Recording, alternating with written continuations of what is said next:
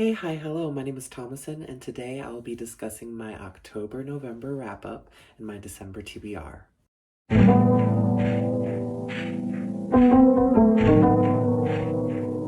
So, I have not been here in a while, as you guys have seen. A lot of changes are still happening. I thank you guys for being so patient and waiting for this video. Today's video, we will be discussing my October and November books that I've read, and I'm very excited to discuss all the books I want to read towards the end of the year and the books I've recently read. So without further ado, let's get right into this video. The first couple of books that I read in the month of October were actually books I was currently reading at the time of my last video, and the first book is none other than Jane Eyre by Charlotte Bronte. You guys won't recognize this edition because I had the paperback copy in the other video, which I decided to give away to a friend because I love this book so much and they hadn't read it yet.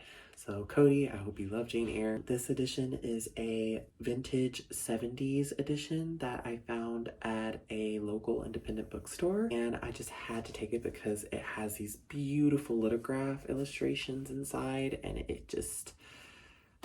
It's now my favorite classic book I've ever read. And I think Jane Eyre for me resonated a lot as a character just because I saw so much of myself in her. And I just really appreciated that Jane Eyre is a female protagonist and character that proves that you don't have to be a strong female character to be literally strong. And don't get me wrong, as you can see behind me, I love my strong, badass female characters who, you know, save the world. But Jane Eyre is a perfect example of a strong female character in a way that her strengths are more internal as well as proven through her agency, right? And her ability to be so resilient and strong. I actually think Jane Eyre is one of my favorite Bronte book, and I really look forward to revisiting it in the future. I just really adored it. The writing was pretty easy to read for a classic book. Not that classic books aren't easy to read. I've just noticed in a lot of the classic books I've read that there can be excessive prose, and just the way they wrote was very different. And I appreciate, you know, the classics. I respect them. I,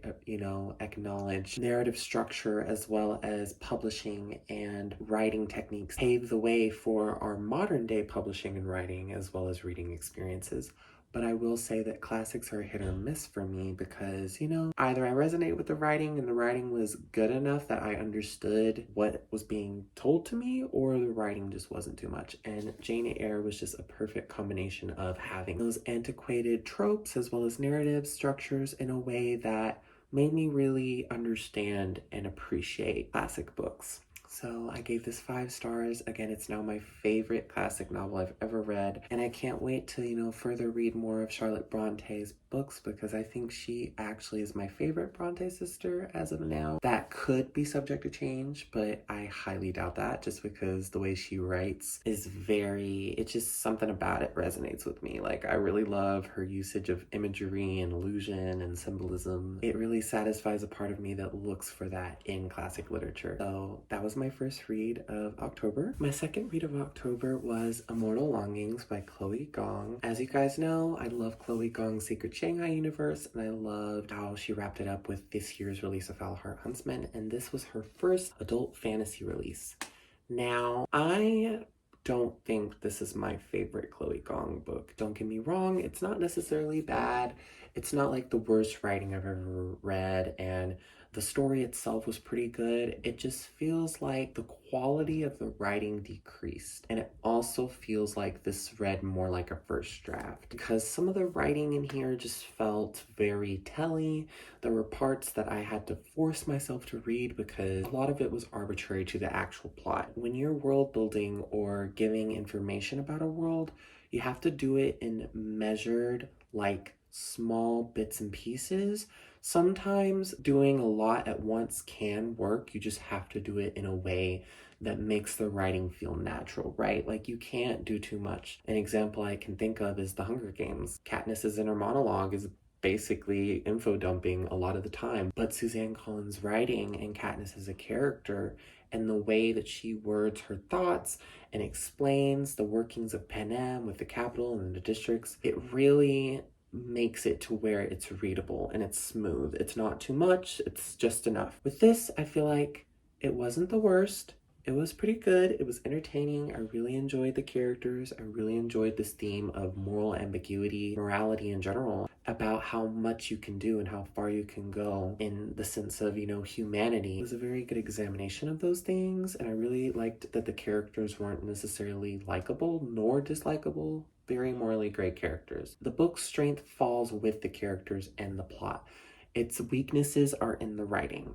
I'm not saying all of the writing was bad. There were some lines and dialogue and moments where I was like, okay, I see what's going on. I see what you're setting up. Kind of have an idea. It's just there were certain parts of the book where I felt like I was being told certain things in a way that was like, either you have to understand this because I don't think you can understand this, so I'll explain it in a way to make you understand this.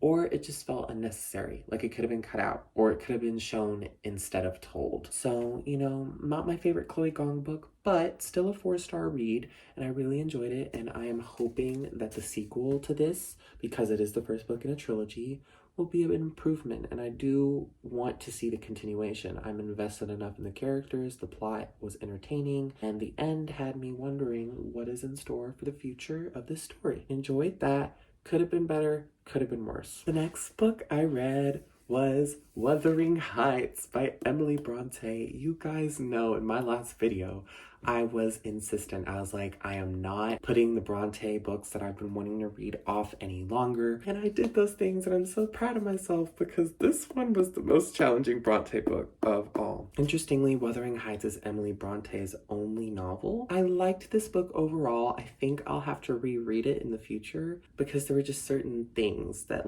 I didn't understand, or things maybe I couldn't catch on an initial reading. The structure of this book is very unique. It's non-linear, but in the way that Emily Bronte decided to tell this story was very unique for the time. And it also just was very sporadic, I might say. Not that that's a bad thing. It was just kind of hard at first to get a feeling of where the story was going, and also understanding what was what, because I'm not gonna lie, some of the words and some of the language in this book was very hard to understand. It was a very challenging read, but towards the halfway point and by the end, I really found myself enjoying this book. I really found myself really appreciating the themes of generational abuse, right? And of abuse of power, as well as, what interpersonal relationships and societal norms can do to us. And this book also further cemented my belief that although the Bronte sisters, as individual authors and people, had distinctive personalities, as well as distinctive, beliefs and themes that they put into their work, the overall Bronte canon is a collective exploration of woman and love and overall cultural and societal ideologies in their time. But I think the Bronte sisters are very influential within the genre of English literature, but also just in understanding part of the history, right, of the evolution of the genre itself, and of just appreciating classics in general. So Wuthering Heights, definitely not my favorite. I'd say for me it goes Jane Eyre, Agnes Grey, Wuthering Heights, but they were all enjoyable reads, and they were all compelling, and they all had these timeless, complex themes that just explores humanity in different lenses that really makes you think, and it really makes you reflect upon not only the characters in the story or upon what the author is trying to say with that, but about us as people and what that means and what we should do about it, or what, we can understand about the nature of humanity. So definitely a good read. Just wasn't my favorite Bronte book, but it was very good. It was very good, and I enjoyed it. Next up, we have Bronte's Mistress by Finola Austin. Really enjoyed this one. This one I read in 2 days. It was that good. I mean, it's almost 300 pages. It was so good. The writing was just so addictive. As we all know, if you're a fellow English Bronte enthusiast, Branwell Bronte, the sole living sibling and brother of Emily, Anne, and Charlotte, had an illicit affair with a woman named Lydia Robinson. And a lot of scholars and Bronte enthusiasts have, analyzed and theorized about their relationship, how it may have affected the Brontes, and also how that may have attributed to their eventual deaths. Personally, I think, like Finola Austin, the author of this book, said, that the situation was probably complex and a lot more multi-dimensional than we make it out to be. I just find it hard to believe that one woman would have so much power over a family. I'm not saying there wasn't some sort of impact on, the relationship between the sisters and Branwell, as well as, just their general belief system, but I don't believe that it was as simple as a lot of scholars have made it out to be. And I think Bronte's Mistress is a really good imagining of what was behind closed doors. Like, why did Lydia Robinson do what she did, right? Why and what could fuel a woman in their time period where marriage and a lot of things such as education and gender equality as well as women's rights were very questionable. And I just really enjoyed how Finola Austen made Lydia this very unlikable, unlikely heroine who didn't have qualities that made her such a horrible character, right? Like, she was very much complex. She had things you loved about her and appreciated, and she had things you hated. But Finola Austen's writing was also just very thorough and very open-minded, and I really appreciate her take on this. And I love how she disclaims towards the end of the book that this is just her imagination and her interpretation of what could have happened and what could have driven these people to do what they did. And there are obviously liberties she took because it is historical fiction. But I'd like to say that this is overall a really faithful imagining of what happened between Bronte's Mistress and the Bronte sisters. And I also think that she really put in some good Bronte Easter eggs, as well as, providing this book as an antithesis to what the Bronte sisters' collective canon of books has to say. And I really appreciated that. Which, by the way, the author liked my review on Goodreads, so I think I am onto something with that. Definitely highly recommended if you ever read the Bronte sisters books. You might be interested in picking this one up. 5-star read, definitely a good read, and definitely one that makes you think and one that just has you, analyzing the Bronte sisters as well as history itself. That was the last book I read in October, and now on to the books I've read, I'm reading, and I plan to read in this last week of November. The first book I read for November is one that I have really been wanting to read for a while now. This is a book that I really also want to make a separate YouTube video on, and one that I feel is very interesting due to the reading culture and just how its critical response has garnered such polarized reviews, as well as the harsh criticism and borderline bullying of the author. And that book is none other than Lightlark by Alex Astor. Now, anyone who reads, anyone who has TikTok, anyone who has social media, anyone who wasn't living under a rock like I was, knew about this book before it came out. The hype was unreal. There were parts of this book that were being teased, and everyone was so excited to read it. It was being sold as a fairy tale dark version of The Hunger Games, and it was just such a highly anticipated release last year. However, there were a lot of people who were let down and a lot of people who hated this book, who did not feel that the writing was up to standards, who felt that it was mediocre, that there were too many plot holes, the characters weren't relatable, blah, blah, blah, blah, blah. And the author ever since has just gotten such an insurmountable amount of hatred that I cannot even begin to fathom how she deals with. There's also obviously been a lot of praise and a lot of good things coming from this book. Sales are doing great. The second book just came out, which I will get to in a moment, and has done really well. It sold a 7-figure deal for the movie rights. It clearly does have something going for it. I was very intimidated and a little bit apprehensive going into this. I had an open mind and I really was always drawn to this book, so I definitely had that going for me. And I also think that since I was living under a rock around the time this was being blown up all over social media, I hadn't heard of this book, so I wasn't really victim to the hype train, and I also didn't have any expectations other than dark fairy tale Hunger Games. And I always take a Hunger Games reference with a grain of salt when it comes to a book, because no book can ever really be the Hunger Games, if that makes sense. It's really just, I guess, a way of letting people know it's going to have some sort of competition that's going to be very dangerous. So I never take that reference too seriously. From the first page to the last one, I was engaged. Now, was this book the best book I've ever read? No. Was this book somehow mediocre in its writing or had cringy moments? Yes. But this is a YA fantasy book, and I feel like a lot of people forget that it's YA, and even though YA can be a genre anyone reads, whether they are a teenager, a young adult, or an adult, I just feel people are being a bit too harsh on this book because it was very entertaining. I enjoyed the characters, especially the lead character. I love Isla Crown. I don't care. Don't come at me. I love Isla Crown. She's a badass bitch. She's awesome. She's got a little bit of everything that I love in a strong female character, a really good one. She has femininity and she has this relatability that I think Alex Astor really crafted well in her character. And the world building, the magic system, even though yes, maybe some things didn't make sense, or maybe there were some eyebrow raises where I was like, okay, believable. If you're a true fantasy enthusiast and you don't expect too much from fantasy, you will enjoy this book. And I will discuss this more in my separate vlog about this book and the next book. I feel another reason a lot of people didn't like this book and a lot of reasons that they criticized it or they hated it so much is because I'm noticing there's this trend in using criticism in the sense of it wasn't believable for fantasy, which to me is kind of ridiculous. Now, yes, do things need to make sense within a fantasy world?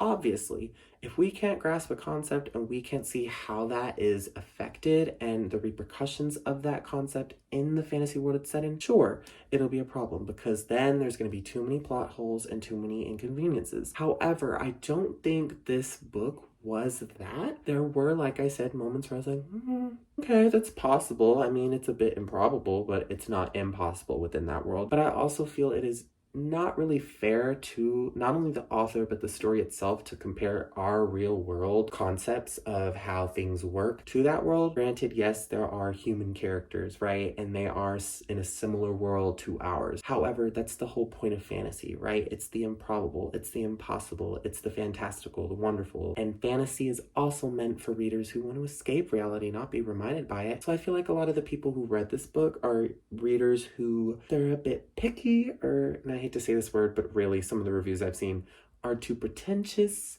and they just feel like every single book, especially in YA, has to be held to this certain standard, and it has to be like this and this and can't have that and that. And I just don't subscribe or agree with that criticism, just because fantasy can be many things.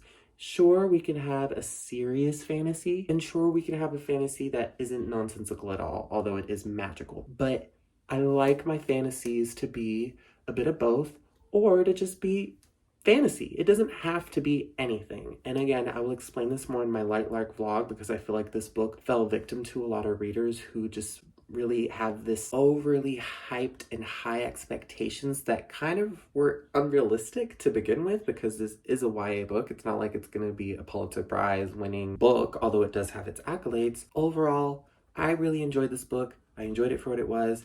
I think the writing was really good. Like I said, there were some things that I would have changed or improved, but overall, for a debut within the YA genre, as well as such a major release, I think this was very entertaining. There were parts where I was stressed out and I was confused, and I was with Isla the whole way. I really was invested in the world and seeing what would happen and trying to see why there were curses and what was going on with the Centennial and what was going on with Lightlark, the island. Like, what was going on? Like, there were so many points where I was just like, what is going on? And I feel like for anyone who can enjoy a simple read and won't expect too much from it, won't take fantasy as a genre too seriously, and can just enjoy a book for what it is and, you know, just not have too many high expectations, you'll like this book. It might not be your favorite. There might be things that you're like, it's a bit cliche, it's a bit expected, but you'll probably still enjoy it for what it is. So if you are not a fan of this book and you also aren't part of the problem I speak of, then you're fine. Like, it's also okay if you don't like this book. I'd like to give that disclaimer. I am not discrediting or trying to bash anyone's opinions on this book, but I feel like I have seen criticism of this book that is a bit too overcomplicated and a bit too harsh, as well as the downright hatred and bullying of Alex Astor as the author, and using her real personal life as criticism for this book, which personally I think think is a big no-no. Like, we just don't do that unless an author is downright problematic in the sense of maybe racism, misogyny, whatever, all those kinds of things. Then there's no real reason to criticize the author's story, which even then, like, art is separate from the artist, right? And even though the artist does have parts of themselves in their writing, you can still criticize a book without bringing down or bringing in someone's personal life or image. And I feel like Alex Astor is such a trooper for dealing with that in such a professional way. She's just focusing on marketing her book, getting it out there, and just building a community and an audience. And I really respect her for that. Again, if you didn't like this book and you genuinely were just like, no, it wasn't for me, that's fine. But the people who I think are kind of over exaggerating this book being horrible, trash, god awful, which again, you're entitled to your opinion, and who are bullying and downright just being too mean in all honesty, like, no, you're doing too much. This is not that deep. It's a book. Either you liked it or you didn't, you know, either you really enjoyed it for what it was or you just couldn't care less for it, and that's fine. But again, I will explore this in a future vlog coming soon, just because I found the situation with the book as well as the actual book itself very interesting, and the author and how that went into the reading community and the publishing industry. So overall, I enjoyed it. It was a 5-star book. By the end, I had to jump into the second one, and that second book is Nightbane, which just came out recently. I had to jump right in. I had to continue because I was like, wait, what's gonna happen next? Like, what does this mean? Like, what does everything we've learned mean? And now that things have changed within their world, where will the story go? Will there be some big threat? Will there be some sort of mystery? Will there be things that we thought we knew in the first book that we actually didn't know? All of those things are true. And I feel like Alex Astor's writing really improved. There's a non-linear structure. We're going back from the past and the present, the past and the present, and it's written in a way that's interwoven into the plot, and it gets to the point towards the end where it comes together. And the last chapters... Oh my god, I was freaking out. I was like, what? I genuinely did not see the plot twist that was coming. Like, I knew there was one coming. And the cliffhanger, I can't wait for the third book. I don't have a choice to wait, but I really am so excited to see how the story continues. And again, Isla as a character, as well as the world and the overall story elements, the other cast of characters as well. Very, very interesting and very engaging. And I feel the writing really improved here, as well as the narrative structure. I am so excited to read the third book whenever it comes out. And I really enjoy this series. And again, I will further go into detail in a future Lightlark vlog. And I just really enjoyed these books for what they were. I don't think they were as bad as people made them out to be. Also, the covers are gorgeous, and some of the designs and marketing that this book has had is amazing. So I really enjoyed this. 5-star read. Hands down, one of my favorite series now. And finally, we are at my current reads as well as for the last month of the year. This is insane. This has been a crazy year, and I can't wait to show you guys what I plan on reading in the last month of the year. So my current read right now is Fourth Wing by Rebecca Yarros. We all know about this book. We've all heard about this book. We've all seen this book. A lot of us have read this book. A lot of us will read this book, and a lot of us, like me, are reading it now. I am really enjoying it. I'm about almost halfway through, and I really enjoy this. It's very much what it's being said it is. It's ACOTAR with dragons, sort of. It's very different from ACOTAR, similar but different, and I am really enjoying the characters and the plot. From the first 2 chapters, I was hooked. The premise and just the action and the stakes are so high, and my stress levels are so high. This is also a book me and my book club girlfriends are reading right now, and I need to be able to join the train so that we can all discuss it and discuss theories and discuss plot points and discuss characters and discuss everything, because I have been wanting to read this, and I am so excited for, you know, reading Iron Flame as well and being able to see the hype about this and, you know, just formulate my own theories, my own opinions, my own thoughts. I will let you guys know in my December video how I rated this book and also how I enjoyed it. Feeling like it's a 5-star read. I don't see it not being a 5-star read. The writing is just so addictive. Like, I can't, like, honestly, I want to read it within a day, but I know myself. I don't want to burn my brain out, and I also don't want to stress myself out. I want to take my time and read these. And obviously, as you can see, I have the holiday edition, which is so gorgeous, and I'm so glad and grateful that my friends got this for me for my birthday, and I just can't wait to finish it so that I can read the second book, Iron Flame. This one is bigger, very intimidating. I'm not going to touch it other than just to look at the gorgeous shiny cover and to, gauge the length because I don't want it to be spoiled. I've already been spoiled once and I was very proud of myself. I've avoided spoilers for these books, but I was looking at a post on Instagram that said, name characters that you'd want to bring back from the dead, and I now know that a character dies that I haven't even met yet, and I'm really sad, but I feel like I'm still going to be sad when I read it. I'm just sad that I couldn't read it on my own and find out myself, and that's why you have to be careful on the internet, because you will and can be spoiled. But I'm excited to read this right after Fourth Wing. Hopefully, if not by the end of this month, the very first book I read in December, because I've got quite a few books that I think I can manage to read. And I'm very excited to see the continuation of the Empyrean series and see what the hype is and see how it's lived up. I've seen some mixed reviews on this book, most of it positive, but some of them have been like, it wasn't as good as Fourth Wing. But I have faith in Rebecca Yarros as a writer. I feel like there's a reason these books are resonating with so many, and I'm excited to read Iron Flame right after I read Fourth Wing. So the next couple of books that I'll be reading are actually Nook books because my close friends got me a Nook for my birthday, and those books will be The Murder Complex and The Death Code, as well as the novella set between them called The Fear Trials. I have heard about this from my coworker friend who also loves to read. It was giving very much dystopian YA vibes, and I've only read one chapter so far, but I'm really enjoying it and I can't wait to see what happens. Apparently there's a really graphic torture scene and there's a lot of twists and turns, so I can't wait to read The Murder Complex in anticipation for an event that'll be coming up that I'll be going to that I'll mention later in this video. The next book I plan on reading is a book I meant to read in the month of October, but I'm not going to be too hard on myself just because I realized that it is pretty big and I wanted to save it for the last month of the year. Is none other than Swordcatcher by Cassandra Clare. Yes, I went to the signing, I met Cassie again, I got this signed in addition to my Clockwork Princess, so now all my Shadowhunter finales are signed. Love that for me. I'm really excited to read this book and, just see how Cassie's writing differs from YA to adult and just see the magic and world building in this one, because apparently the magic system is based off of Jewish mythology, which is something I haven't seen much of. So I'm very intrigued to see what that looks like and just, read this book. Like, the whole premise is really interesting to me. Cover is shiny. It's a good 600 plus pages. George R.R. Martin put a blurb.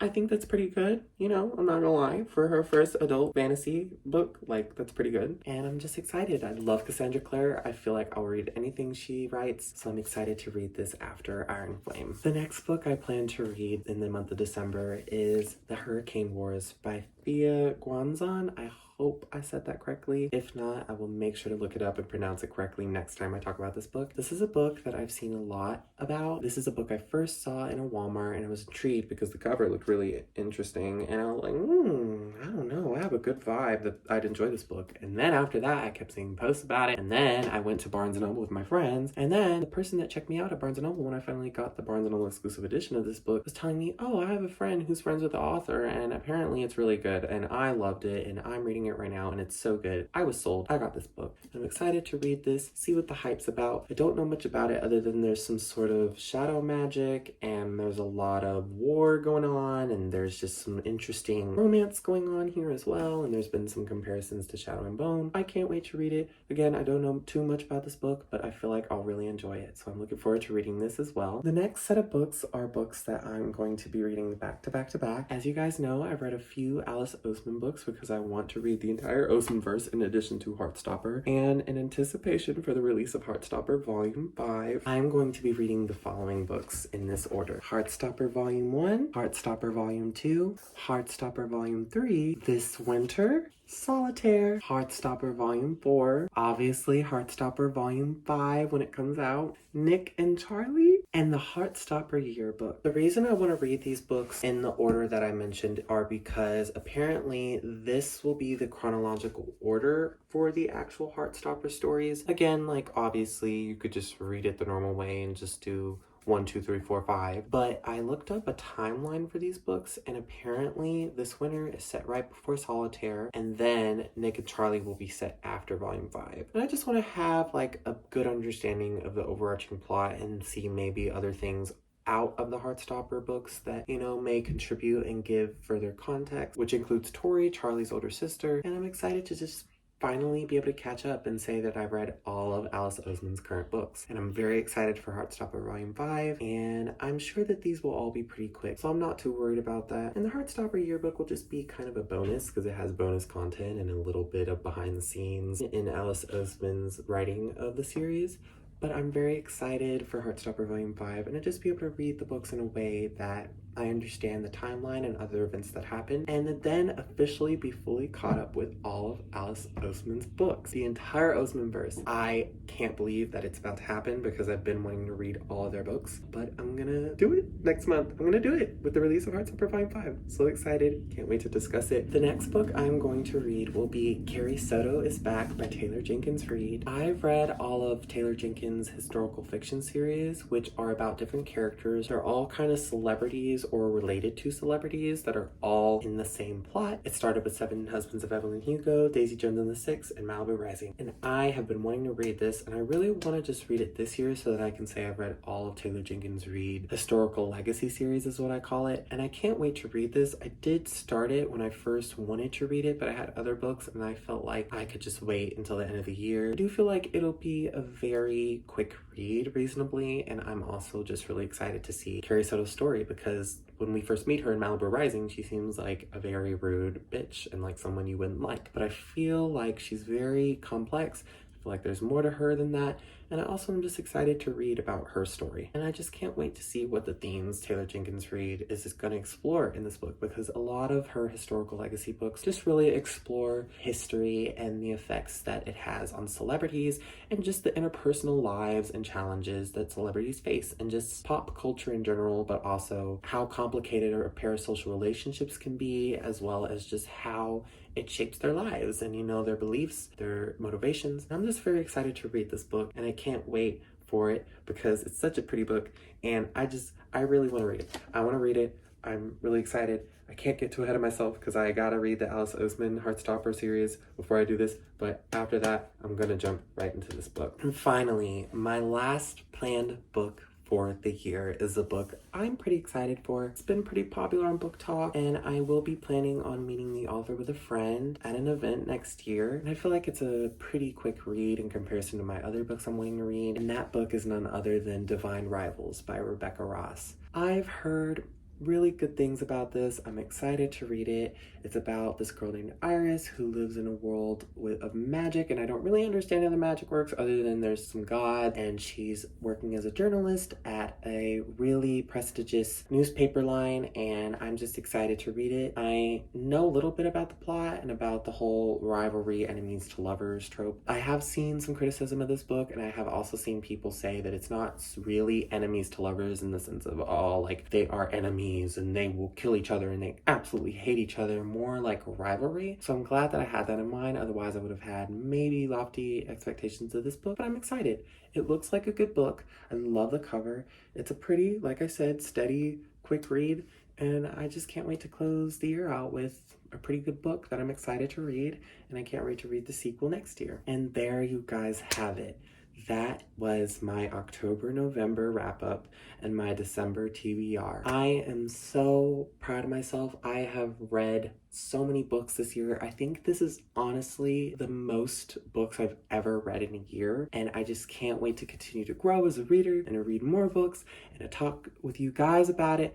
What are you reading right now? What have you read in the last few months? What are you planning on reading to close out your reading goals? Have you met your reading goals? And just what are you looking forward to reading towards the end of the year? What are you looking forward to coming out in 2024? Because we got a whole new year coming really fast towards us. And I just can't wait to discuss these books with you guys and read them. And I can't wait for what the new year holds. I intend on doing the Light Lark vlog that I mentioned. And I also want to do, in addition to a December wrap-up, January TBR. I just want to do a whole video for like 2023 as a reading year and wrap it up and just kind of do a review of all the books I've read in my reading this year. And I just can't wait to see what the future entails. Hopefully I'll be having more time to make videos because I will be transferring to my college of choice, UNT, pretty soon. And I just can't wait to make more videos. Please like and subscribe and comment on this video if you enjoyed it. Please let me know in the comments if there were any books that you did love, that you didn't love. Please be free to share all all your thoughts and opinions. And I can't wait to see you guys in the next video. I just thank you so much for watching, and I hope that you continue to watch all these videos and watch me write about books. Hope you guys are having a good last November and that you're gonna have happy holidays. I will see you in the next video. Bye!